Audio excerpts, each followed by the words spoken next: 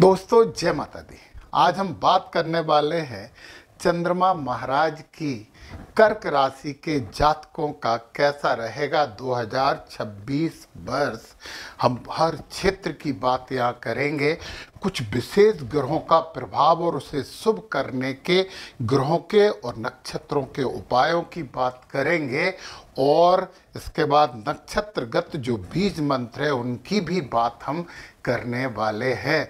तो 2026 को शुभ और शुभ बनाने के लिए क्या क्या कर सकते हैं और कैसा रहेगा, इन सब की बातें हम करते हैं। तो एक बात और, यदि आपको ये भविष्य फल बहुत डिटेल और विस्तार से चाहिए तो मैंने 2026 का प्रत्येक मंत्र का अलग अलग भविष्य फल तैयार किया है। नीचे डिस्क्रिप्शन में लिंक है, उस पर क्लिक करके आप कम से कम 50 पेज की अपनी रिपोर्ट प्राप्त कर सकते हो। उसमें नक्षत्रों के उपाय हैं, ग्रहों के उपाय हैं, 2026 को और अच्छा बना सकते हो। चलिए अब हम बात करते हैं कि 2026 कर्क राशि वालों के लिए कैसा रहेगा, मूल स्वरूप क्या रहेगा। तो यह वर्ष संतुलन, स्थिरता और अंतर्निर्णयों को मजबूत करने वाला वर्ष रहेगा। कई पुराने उतार चढ़ाव समाप्त हो जाएंगे और जीवन में एक नई दिशा मिलने की संभावना है। ये वर्ष भावनात्मक दृढ़ता, देखिए ना, कर्क राशि वाले भावनात्मक रूप से दृढ़ नहीं होते, परंतु ये वर्ष आपको भावनात्मक दृढ़ता देने वाला है। व्यवहारिक सोच और परिवार आधारित निर्णयों पर टिका हुआ है। ये अच्छे करेंगे, अच्छा होगा। कैरियर कैसा रहने वाला है आपका 2026 में? शुरुआत थोड़ी धीमी होगी, मध्य चरण में साल के थोड़ी वृद्धि होगी और अंतिम चरण में बहुत अच्छा होने वाला है। आपको महत्वपूर्ण जिम्मेदारियां मिलेंगी, कोई महत्वपूर्ण पद भी मिल सकता है। व्यापार करने वालों के लिए वर्ष का उत्तरार्ध मतलब सेकेंड हाफ जो है वो नए आयाम स्थापित करेगा। आपके संपर्क फिर से आपके संपर्क में आएंगे जिनसे कहीं आप पीछे छूट गए थे और आपको लाभ दिलवाएंगे। धन कैसा रहने वाला है 2026 में? आर्थिक स्थिति मजबूत होने की संभावना है। आपका फंसा हुआ धन आपको वापस मिल सकता है। घर परिवार से जुड़े निवेश लाभ देंगे, परंतु वर्ष के आरंभ में थोड़ा सा खर्चों पर ध्यान रखना पड़ेगा और उनको नियंत्रित भी करना होगा। अब हम बात करते हैं स्वास्थ्य की। मानसिक संतुलन इस वर्ष का मुख्य किरदार है। यदि आपने अपने भावों पे काबू पा लिया तो ये वर्ष स्वास्थ्य के रूप में आपके लिए बहुत अच्छा है। नींद और जल तत्व से जुड़े विकार हो सकते हैं, भावनात्मक थकान होगी। योग, अध्यात्म और ध्यान करिए, परंतु वर्ष के मध्य से आपकी ऊर्जा बढ़नी शुरू हो जाएगी और लास्ट तक बढ़ती चली रहेगी। विवाह और पारिवारिक संबंधों की बात करते हैं।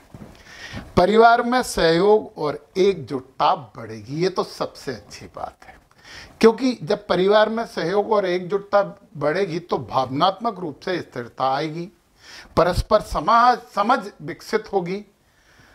अविवाहित जातकों के लिए वर्ष के उत्तरार्ध में रिश्ते आ सकते हैं और पुराने संबंधों का भी पुनर्मिलन हो सकता है। ये बात भी आप ध्यान रखें। क्या क्या अवसर लेकर आया है 2026 और उन अवसर को हमें पकड़ना होता है। भूमि, संपत्ति, स्थायी निवेश, घर का विस्तार और पारिवारिक आधारित योजनाओं में बड़ी सफलता का योग लेकर आया है ये वर्ष। विदेश या दूर दराज से संबंधित कार्यों में गति आएगी और मैंने बोला है अनुभवी व्यक्ति से मार्गदर्शन मिलने की संभावना है, जरूर ले लेना, परंतु अनुभवी व्यक्ति हो, बड़ा लाभ आपको होगा। किनसे बचना है, चुनौतियां क्या हैं? भावनात्मक समस्या, कर्क राशि वालों के लिए तो ये जन्म से ही और मृत्यु तक की समस्या है। भावनात्मक समस्या से बचना होगा। निर्णय थोड़े जल्दी लें, निर्णय में ढील नहीं होनी चाहिए। तो वर्ष के आरंभ थोड़ा सा समस्या, सेकेंड हाफ बहुत अच्छा। क्यों है ऐसा, इस पे बात करते हैं। हम गुरु महाराज की बात कर लेते हैं। गुरु महाराज आपके वैभाव में बैठे हैं तो यहाँ पे गुरु महाराज थोड़ी सी समस्या आपको दे सकते हैं, परंतु आपको आध्यात्मिक बनाएंगे। आप गुरु महाराज की ज्ञान का उपयोग करना, अध्यात्म से जुड़ जाना। कुछ मरीजों वगैरह जो बीमार हैं, रोगी हैं, उनकी हेल्प मेल्प करोगे तो अच्छा होगा। थोड़ा सा कोई भी काम करो तो सोच समझ के इसे करना, परंतु विदेश से जुड़ोगे तो फायदा होगा। और ये गुरु महाराज 2 जून तक यहाँ बैठे हैं, ये आपके इस वाले घर में, खर्चे वाले घर पे दृष्टि डाल रहे हैं, तो खर्चे करवाएंगे, परंतु लग्जरी में करवाएंगे, क्योंकि गुरु महाराज की अमृत में दृष्टि होती है ना। तो खर्चा तो कुछ ना कुछ दिलवाएंगे, वैसे ही करेंगे, फालतू खर्च तो नहीं करवाएंगे। 1 2 3 4 5 भी दृष्टि सुख भाव पे डाल रही है, तो ये आपको सुख देने वाली है। आपने जो भी अच्छे कर्म किए जन्म और पूर्व जन्म में, उसका फल मिलेगा। और 7 के बाद 8 9 नवीं दृष्टि अष्टम में है, राहु को संभाल रहे हैं यहाँ पे, और कुछ ना कुछ रिसर्च में आपको फायदा देने वाले हैं। इंश्योरेंस से जुड़े तो बहुत ही फायदा होगा, तो कुछ नाले ले लो, हिडन चीजें ले लो। और फिर इसके बाद जब गुरु यहाँ आ जाएंगे लग्न में और उच्च के भी हो जाएंगे, अब तो आपके आनंद ही आनंद है। मतलब 2 जून के बाद का समय सभी ग्रह नक्षत्रों को गुरु महाराज संभाल लेंगे। उच्च के गुरु केंद्र में होके बैठना यानी कि बड़ी उपलब्धि है, बहुत अच्छा होगा। 7वें घर को भी संभालेंगे, 1 2 3 4 5 संतान का घर भी संभालने वाले हैं, 8 9 भाग्य भी संभालने वाले हैं। तो आनंद है 2 जून के बाद, इसलिए 2 जून तक थोड़ा सा सावधानी से रहना है। इसके बाद गुरु आपके लिए बड़े फायदेमंद हो जाएंगे। और फिर इसके बाद गुरु 5वें यहाँ पे भी चले जाएंगे, 5 में भी आ जाएंगे, तो और अच्छे हैं। यहाँ पे भी कोई समस्या नहीं है। केतु महाराज भी गुरु के शिष्य मान लो आप, बस इनके सिर नहीं होता, गुरु महाराज वो सिर दिखा देते हैं, तो अच्छा होता है, बुरा नहीं होता है। यहाँ अब यदि गुरु यहाँ आ गए, हम ये मान लें सेकेंड हाफ की बात, तो 7 के बाद 8 9 शनि महाराज जो कि गुरु की राशि में बैठे, इन पे इनकी दृष्टि रहेगी। शनि महाराज पूरे साल यहीं रहने वाले हैं। भाग्य में देरी करते हैं, परंतु गुरु की राशि में बैठे कैसे देरी करेंगे? नहीं करेंगे। भाग्य देखे अवसर है, मान लो तो मान ही लो इस बात को कि भाग्य देखे अवसर हैं। शनि महाराज मैं बात कर रहा हूं 1 2 3 तीसरी दृष्टि लाभ पे है, सामाजिकता वाले भाव पे है। सावधानी बरतना, किसी से विवाद मत करना, बड़ों का सम्मान करना, छोटों को आदर देना, तो लाभ होगा, पक्का है ये लाभ होगा। क्योंकि शनि की दृष्टि कह रही है कि अलर्ट हो जाओ। तो समाज में संबंध बनाना, कटना मत, समाज से जुड़ना। और मैंने बोला है जिनको सम्मान मिलना चाहिए उन्हें सम्मान देना, तो बहुत अच्छा यहाँ पे हो जाएगा। 7वीं दृष्टि यहाँ पे पराक्रम में है, तो आलसी बनाने की कोशिश करेगी, आलसी मत बनना। 8 9 10 भी यहाँ पे छठे भाव में है, आपको शत्रु मुक्त तो करेगी ये दृष्टि, परंतु फिर भी ये है कि यहाँ पे ये कह रहे हैं कि यार उधार मुधार लेके काम मत करना, लोन लेके काम मत करना। शनि महाराज कह रहे हैं साल भर पूरे कहेंगे। अब हम राहु महाराज की बात कर लेते हैं। अष्टम में राहु बुरे नहीं होते, गूढ़ विद्यान देते हैं। सही बात तो कि इस समय आप यदि आप ज्योतिष विज्ञान की तरफ आकृष्ट होते तो बहुत अच्छे एस्ट्रोलॉजिस्ट बन सकते हो, आप वास्तुशास्त्री बन सकते हो। गुप्त गूढ़ विद्याओं में मास्टरी आपको राहु करवाने वाले हैं। बस माता सरस्वती की आराधना करते रहो, सब टेंशन खत्म है। और इन दोनों की वजह से पीपल के पेड़ के नीचे बुधवार और शनिवार को सरसों के तेल का दीपक लगाओ, सूर्य डूबने से पहले, शाम के टाइम की बात कर रहा हूं मैं। तो ये यहाँ पे गुरु और राहु और शनि हो गए, परंतु देखो पहले गुरु से राहु को संभाल रहे हैं, फिर गुरु या शनि को संभाल रहे हैं। तो गुरु तो आपके लिए बहुत अच्छे हैं, तो गुरुओं का तो सम्मान करिए, बड़े लोगों की बात करिए। और अब मैं बात कर लेता हूं नक्षत्रों की। अब नक्षत्रों की बात करेंगे तो नक्षत्र कौन कौन से होते हैं? पुनर्वसु, फिर पुख, सबसे दमदार नक्षत्र माना जाता है, और फिर अश्लेषा, जबरन डराते हैं, बहुत एनर्जी वाला नक्षत्र है। इसके स्वामी नाग होते हैं, तो नाग की पूजन करना चाहिए अश्लेषा नक्षत्र वालों को हमेशा। चलिए हम इन 3 बड़े ग्रहों को संभालते हैं नक्षत्रों के उपाय करके। अब आप बोलोगे सर दूसरे ग्रहों को क्यों नहीं संभाला?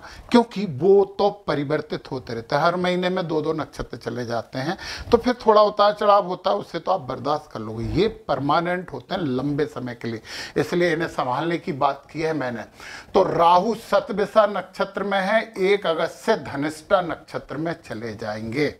तो पुनर्वसु नक्षत्र वालों ध्यान से सुनो, सतविषा नक्षत्र आपका अति मित्र नक्षत्र है, राहु शुभ है। और फिर जब धनिष्ठा में जाएंगे तो मित्र नक्षत्र हो जाएगा, बहुत शुभ है। तो राहु महाराज आपकी तरफ है, खुश हो सकते हो, बिल्कुल खुश होने वाली बात है पुनर्वसु नक्षत्र वालों। और कर्क राशि वालों, राहु आपका साथ दे रहे हैं, राजनीतिक कैरियर भी बना सकते हो।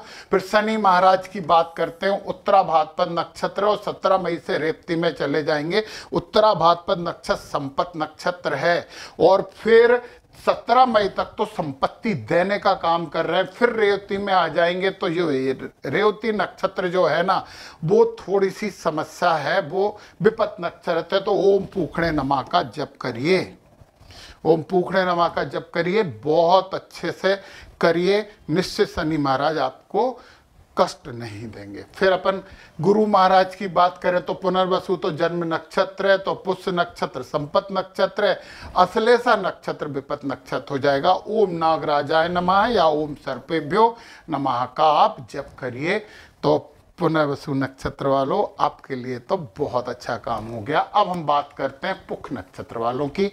पुष्य नक्षत्र वालों को क्या करना चाहिए, यहां से ये मिटा देते हैं।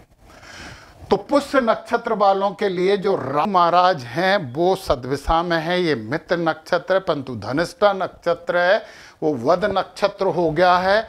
ओम वसुभ्यो नमः या ओम वासुदेवाय नमः का आप जप करिए।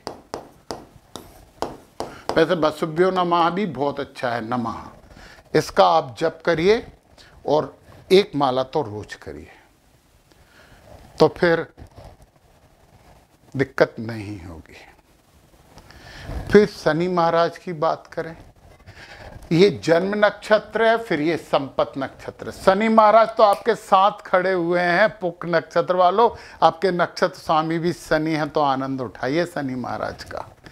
फिर गुरु महाराज की बात करें तो गुरु महाराज जो हैं वो अतिमित्र नक्षत्र पुनर्वसु है।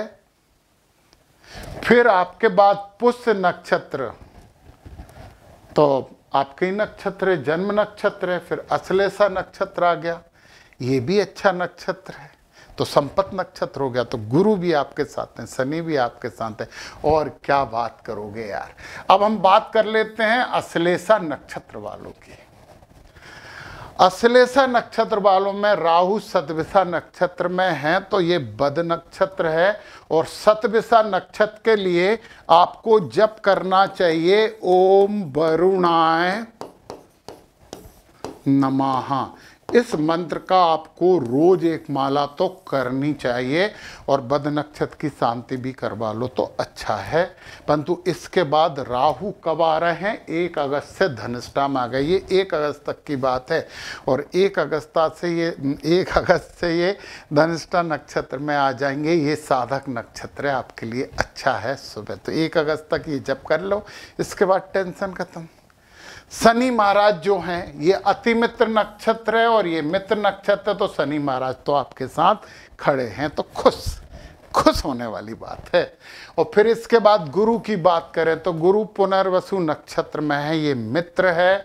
और फिर पुष्य नक्षत्र में आ जाएंगे तो ये अति मित्र है। और फिर अश्लेषा नक्षत्र में आ जाएंगे तो ये अश्लेषा नक्षत्र जन्म नक्षत्र है, आपका ही नक्षत्र है, तो बहुत आनंद वाली बात है, बहुत अच्छी चीज़ है। तो ये है आपकी 2026 की एक ओवरव्यू, जिसमें आप अच्छा करोगे। सेकेंड हाफ में तो बहुत अच्छा आप करोगे, और आपको पूरी डिटेल से एक महीने का लगभग 50 पेज का राशिफल चाहिए 2026 का, मेरे द्वारा निर्मित ग्रह और नक्षत्र दोनों के उपाय है और शुभ करने की। तो नीचे डिस्क्रिप्शन में जाइए और डिस्क्रिप्शन में जाकर लिंक पे क्लिक करके अपनी राशि प्राप्त कर सकते हैं। जय माता दी।